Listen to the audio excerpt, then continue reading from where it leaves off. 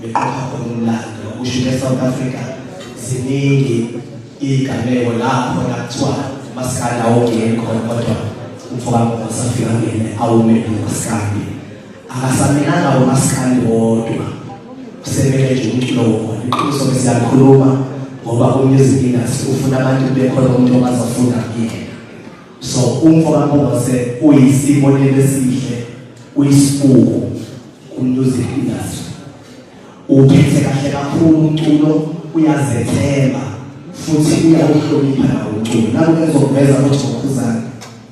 ukhuzana umuntu okholwayo wazalwane makoti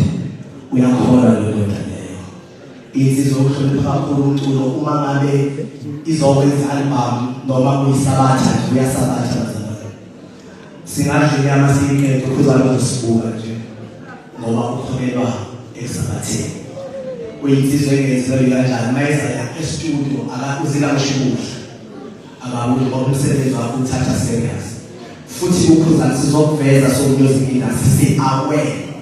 ukuthi le ndoda le akuyona yakho kuphela uba belizini eliningi ekhona eSouth Africa mhlawumbe sikaze samtshela ngoba omningi akasho ukuthi sikushintshe sipost insizwa le iyakwazi ukwakha ihlobo ezingenamizi ihlale emzini ubukade usuthethe afika wakho ukhuzana kodwa afike ukhuzane apho imizi yabantu ime ukhuzane unamathalente amaningi owavusile eSouth Africa ahlonishwayo ngesandla sakhe umuntu othi masenza into ayimisele kakhulu ukhuzane mayibizwa umusic industry ubizwa njenge-king of maskandi akabizwa ngoba ekhiwe igama ubizwa ngemisebenzi yakhe nabo besizokusho ngokhuzane mfowethu siyathanda siyakholelwa kakhulu kuwena sizocela ukuthi mfowethu ukhululeke ususe ezweni lobaba manje siyakwazi ukuhlonipha kwakho mina kungaba umkhuzane kodwa ngicela ukushiqilisa angiyazi into ngakhuzane bengazishuma kodwa uboza ngendlela afihla ngayo besicela imfihlo zakhe makodwa ziqhubeke zibezimfihlo ngoba egcineni ziyakha futhi ziyafundisa South Africa yonke mfowethu thina ke sibhekayo la Facebook nabo WhatsApp mhlawumbe ujabule mfowethu kakhulu uyabona masaphuma se-South Africa wonke umuntu uyalilizela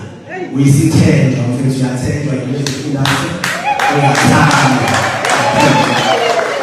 siyaqhela kakhulu nawe kuzale bose mfowethu sithi nje qhubeka wenza imali sibonile usudlula umzila futhi sithi mfethu siyongena nawe okunesibili ube wathi uncileka le ndoda le ifana nomprofeti beqinisile insizwa le kwazi ukutshela izinto ukuthi mfethu unganyatheli lapha ngoba u1 no2 no3 uzophela ube u4 uma umlalela uyakwazi ukuthi